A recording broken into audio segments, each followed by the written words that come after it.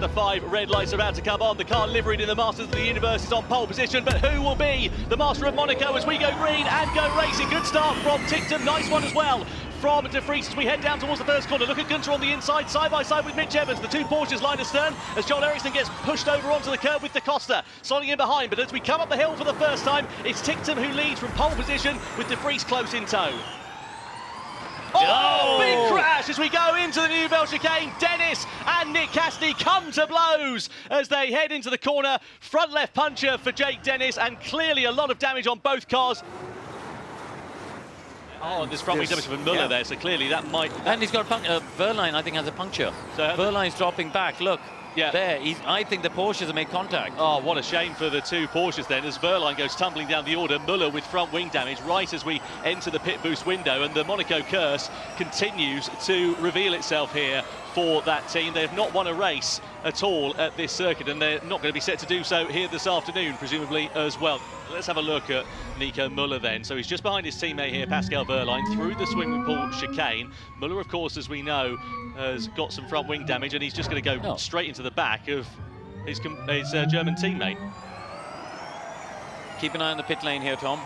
So anybody coming into the pits then from this at the moment, De Vries is in, Gunter's in, Mitch Evans is also into the box as well. Da Costa in attack mode, so that's smart there from Jaguar, because of course he's going to have a real bit of clear air in front of him now to use that attack mode to its full potential with the extra pace and performance, whilst the field in front of him have gone into box and diverged their strategy.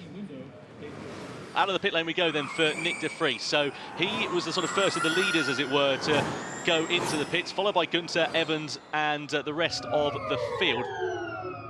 Will Nyck De Vries be leading, or will it be Dan Ticktum as the Briton comes back into this race? We think it's going to be Ticktum here. He was certainly quicker the couple laps Keep an eye on this, keep an eye on this. De Vries is ahead. There he is. De Vries is ahead. De Vries has gone ahead then, so De Vries has absolutely pulled this one out of the bag. A couple of blinding laps there for Nyck De Vries, who's really picked up the pace as he comes across the timing line and now leads for Mahindra. So De Vries then leads. Evans now in attack mode as well. Da Costa comes in. We saw him expending that attack mode earlier on. Their hand was sort of forced, we reckon, as Da Costa, Buemi, Marti, Mortara and Cassidy all box as well. So this is now your effective race leader, and will be at the end of this lap. It'll be Nyck De Vries followed by Mitch Evans, and then Dan Ticktum, who of course still has that attack mode at the end of this race. So are they playing the long game here at Cooper Kiro, giving him attack mode to try and close up and attack on those drivers in the last 10 laps? I think they have to now. They've been forced into it by the fact that they waited too long to pit and lost track position to De Vries. They went a lap or two too long, basically, and allowed, De Vries to get in front. I think just even maybe that distraction of having Da Costa around, whatever cost him. It was only talking about a second and a half, but that's been enough. Costa still defending. I wonder if the two Jags are going to work together here. Yeah, they should. And Da Costa can do Ticktum a bit of a favour here, can't he, by trying to slow these guys up a bit. Here comes De Vries up the inside into Tabak. He tried this one last year when he got 2 places on the space of 1 corner. He gets 1 place this time and goes through on Da Costa for the race lead. And surely now Da Costa will be getting the hurry up on the radio to get over and allow his teammate Mitch Evans through as Evans tries to battle for victory. Doesn't seem like that call is coming. He's going to have more energy when he comes out of the final corner. The disadvantage for Evans here, he's only got 25 seconds of attack mode left, whilst De Vries has got 3 minutes or so he needed to try and do that as quickly as he possibly could. Ticktum has only got 30 seconds left of attack mode, and if he can stretch that gap out enough and not allow him to challenge, it won't be enough for Ticktum to fight for victory. He does, though, move alongside Antonio Felix Da Costa as we blast down the start-finish straight and goes through on the Jaguar to split them and up into 3rd for the Briton. So can he get a run on Mitch Evans on the run up here? He's got more power, he's got traction. 10 seconds to go. Can he get it done? No, he's not close enough. Oh, big crash into the wall there for the number 13 of Mitch Evans as he goes into the barrier. The wheels off of the car as well. Da Costa, I beg your pardon, into the wall. And after contact then presumably with Dan Ticktum, the rear right wheel is off of the car for the Portuguese driver, and his race is going to come to a dramatic end. What happened here between Ticktum and Da Costa then? The line should be on the right, but Dan's already gone left. Now he just keeps coming left. Yeah, and that's what happens. That's exactly what happens. Well, pensive faces in the Mahindra garage, and no surprise at all. They have not won a race since 2021 when Alex Lynn took victory in London, but now they are going to stand on the top step of the podium for the very first time in the Gen 3 era, and it will be Nyck de Vries who comes around the final corner, and he will be the master of Monaco as Nyck de Vries takes victory here on the streets of Monte Carlo. He takes the checkered flag, he takes Mahindra's first win in nearly 5 years.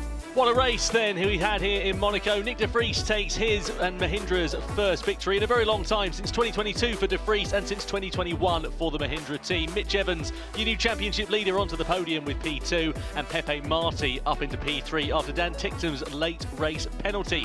Drugovic sneaks himself into P4 ahead of Sebastian Buemi, who came through from 18th on the grid to finish P5. Then it's Joel Eriksson, Taylor Barnard, Nico Muller, Lucas de Grassi and Nick Cassidy. Must be a great feeling. Yeah, definitely, and the first one for Mahindra as well, together at least. It's been a great day, we had great pace, the car was amazing, and the team did, yeah, a great execution, right course at the right time. We had the right energy to push during the pit window, and yeah, won our first race together. I'm a little bit emotional because it's been a pretty rough start, and we've been kind of at the receiving end for a little bit, and yeah, it just shows that you have to hang in there, and yeah, better times will come. And in the Drivers' Championship now, Mitch Evans has a 16-point lead over Pascal Wehrlein at the top of the order. Eder Mortara there still in touching distance in third position. He is still mathematically in with a shout of taking the lead of the championship before this weekend ends. Nyck de Vries, it's been a long road back to the top, but he's walked it superbly here today as he wins the race for Mahindra. The winning Drivers' Trophy there presented to Nyck de Vries, and also the FIA medal as well. But Nyck de Vries is a winner for the 5th time in Formula E, the 6th win of his career, and also the 5th for the Mahindra team as well.